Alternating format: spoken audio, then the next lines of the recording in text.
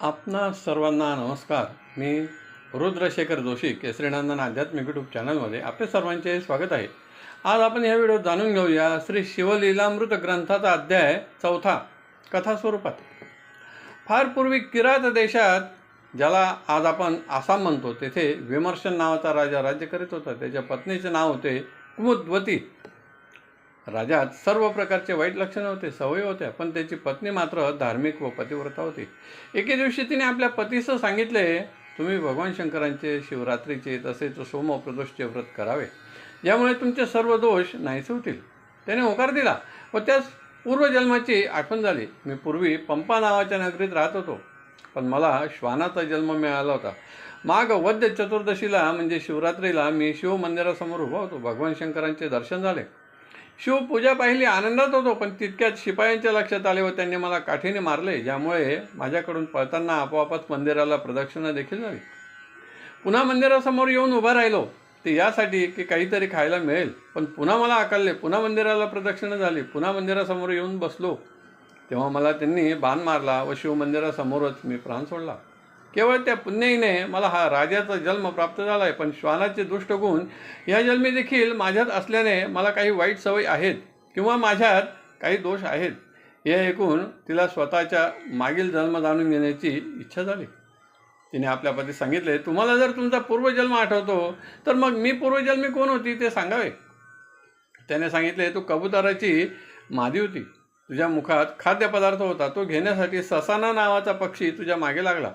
त्याला चुकवण्यासाठी तू 3 वेळा गोलाकार फिरली ते शिवमंदिरास, व 4थ्या प्रदक्षिणेच्या वेळी त्याने तुला मारले व तू देखील शिवमंदिरासमोर प्राण सोडला. असे आपण दोघांनीही शिवमंदिरासमोर प्राण सोडल्यामुळे ह्या जन्मात मी राजा विमर्शन आहे, तर तू राणी कुमुद्वती आहेस. पुन्हा तिने आपल्या पतीस विचारले, आता माझी उत्सुकता वाढली आहे. पुढील जन्मी आपण कोणता जन्म घेऊ ते सांगावे, कारण तुम्ही तर त्रिकाल ज्ञानी आहात. तेव्हा त्याने सांगितले, या पुढील दुसऱ्या जन्मात सिंधू देशात इंदू नावाचा राजा म्हणून जन्म घेईल, तेव्हा तुझे नाव जया असेल. तिसऱ्या जन्मात सौराष्ट्र देशात काठेवाडचा राजा होईल. तू कलिंग राज्यात जन्म घेऊन माझ्याशी विवाह करशील. 4थ्या जन्मात कंदाहार देशाचा राजा होईल. तू मागध देशात म्हणजेच गया क्षेत्रात जन्म घेऊन माझ्याशी विवाह करशील. 5व्या जन्मात मी उज्जैनी नगरीचा राजा होईल. तू दाशार्ह राजाची कन्या म्हणून जन्म घेशील व माझ्याशी विवाह करशील. 6व्या जन्मी मी अनर्थ प्रांतात म्हणजेच द्वारका प्रांतात जन्म घेईल. तू ययाती नावाची कन्या गुणवती असेल. 7व्या जन्मी मी पांड्य देशातील राजा म्हणजे मद्रास प्रांतात मदुरा जिल्ह्यात जन्म घेईल. तू पद्मराज व ची सुकन्या होईल. आपला विवाह होईल. या 7व्या जन्मात मी शिवभक्ती करेल, राज्य पुत्रास देईल, अगस्त्य ऋषींना शरण जाईल. आपण दोघे शिवदीक्षा घेऊ व शिवलोकास प्राप्त होऊ. आणि तसे झाले देखील. ही कथा सुतांनी शौनकादी ऋषींना सांगितलेली आहे. याच अध्यायात यानंतर पुढे कथा आहे. उज्जैनी नगरीत चंद्रसेन नावाचा राजा राज्य करीत होता. भगवान महाकालेश्वरांचा भक्त होता. त्याचा मित्र होता मणिभद्र. एकदा ह्या मणिभद्राने राजा चंद्रसेनला एक सूर्यासमान दिव्य तेजस्वी मणी भेट दिला. जो त्या मणीचे दर्शन घेत असे त्याचा सर्व रोग व्याधी नष्ट होत असे. मणी भेट दिल्यापासून चंद्रसेन राजाच्या राज्यात दुष्काळ नाहीच, अनावृष्टी नाही, सर्व काही उत्तम घडू लागले. आयुष्य ऐश्वर वाढले. राजा तो मणी कंठी घालत असे. तो मणी चोरण्याची किंवा मिळवण्याची इच्छा अनेक राजांना झाली, म्हणून धीरे धीरे सर्व राजे त्याचा द्वेष करू लागले. इतकेच नव्हे तर काही राजे आक्रमण करण्यासाठी आले. त्यांनी राजाकडे दूत पाठवले व सांगितले, आम्हाला तो तेजस्वी मणी द्यावा, नाहीतर आमच्याशी युद्ध करावे. चंद्रसेन राजा विचार करू लागला, मणी जर दिला तर आपले क्षत्रिय पण जाईल, नाही दिला तर इतक्या राजांशी युद्ध करण्याची क्षमता नाही. पण तरीही राजाने युद्ध करण्यास सेना पाठवली व युद्ध सुरू झाले. राजा महाकालेश्वराच्या मंदिरात पूजा करू लागला व भगवान शंकरास प्रार्थना केली, या संकटाचे निवारण व्हावे. तेव्हा त्याच नगरातील एक गवळ्याची स्त्री आपल्या 6 वर्षाच्या बालकास घेऊन मंदिरात आली. त्या अबोध बालकाने राजा कसे पूजन करीत आहे ते पाहिले व घरी आल्यानंतर त्याकडे गरिबीमुळे तर गंध पुष्प धूपदीप काहीच नव्हते. पण बालकाने झोपडीच्या बाहेरच एक लहान पाषाण ठेवला व त्याची पूजा देखील पाषाण व मातीनेच करू लागला. त्याच्या मातेस बालकाची आठवण झाली. भोजनाची वेळ झाली म्हणून त्यास बोलवण्यासाठी त्यास हाक मारले, उठवले, तरीही तो येत नव्हता. पूजा करण्यात मग्न होता. शेवटी तिने पूजा विस्कळीत केली व क्षणभर झोपली. पण जेव्हा जाग आली तर तेथे शिव मंदिर तिने पाहिले.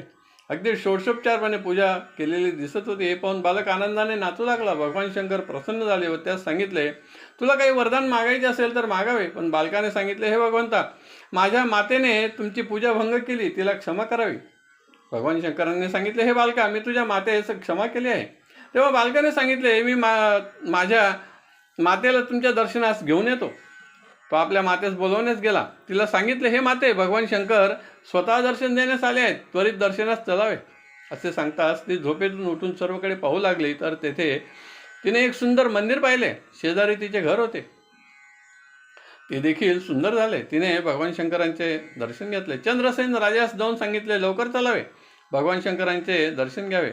सर्व नागरिक देखील आलेत. हे सर्वांना समजले तर आसपासचे जे राजे त्याच्याशी युद्ध करीत होते ते देखील तेथे दर्शन करण्यासाठी आलेत व सांगितले, राजन, धन्य तुझे राज्य, जिथे असे श्रेष्ठ भक्ती करणारे बालक आहेत. आम्ही पूर्व वैमनस्य सोडून तुला भेटायला आलो आहोत. त्यानंतर मारुती प्रत्यक्ष रूपात भेटायला आला. त्याने शिवपंचाक्षरी मंत्राचा जप करण्यास बालकास सांगितले. सोमवारचे प्रदोष व्रत करण्याचे सांगितले. त्यास आशीर्वाद दिला. त्याचे नाव श्रीकर असे ठेवले व पुढच्या 8व्या पिढीत तू नंद म्हणून जन्म घेशील. तुझा पुत्र म्हणून श्रीकृष्ण असेल. त्यानंतर सर्व देव स्वस्थानी केलेत. राजाने सर्वांना वस्त्र आभूषणे दिलीत व सर्वजण स्वस्थानी केलेत. त्यानंतर राजा सोम प्रदोषचे व्रत करू लागला. या अध्यायाचे पठण श्रवण केले असता संतती, संपत्ती व दीर्घायुष्य प्राप्त होते. स्कंद पुराणात ब्रह्मोत्तर खंडात वर्णित असलेला शिवलीलामृत ग्रंथाचा 4था अध्याय येथे पूर्ण झाला. आपणास आवडला असेल तर जरूर लाईक करा, शेअर करा आणि व्हिडिओच्या खाली असलेल्या सबस्क्राईब शब्दावर जरूर क्लिक करा. धन्यवाद. नमस्कार. जय केसरी नंदन.